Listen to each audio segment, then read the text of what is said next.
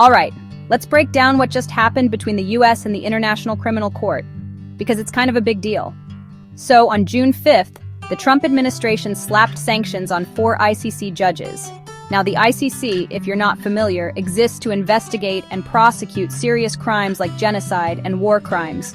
But here's the thing. The United States isn't a member. Neither are some other big players like China, Russia, and Israel. So why did the Trump team go after these judges? It all started when the ICC issued arrest warrants for Israeli Prime Minister Benjamin Netanyahu and his former defense chief over alleged war crimes in Gaza. The US saw this as a direct attack on one of its closest allies. But that's not all. 2 of these judges were also involved in past decisions to investigate alleged war crimes by US troops in Afghanistan.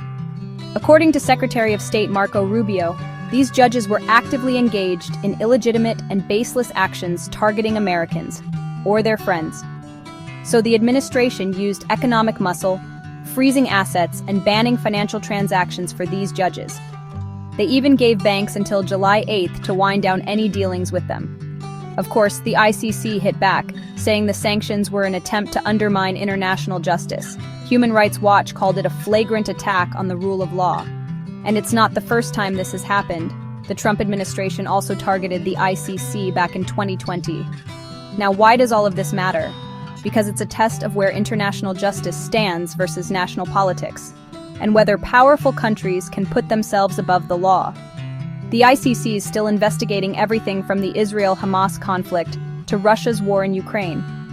So this isn't just about a few judges, it's about who gets to decide what justice looks like on the world stage, and that's a fight that's far from over.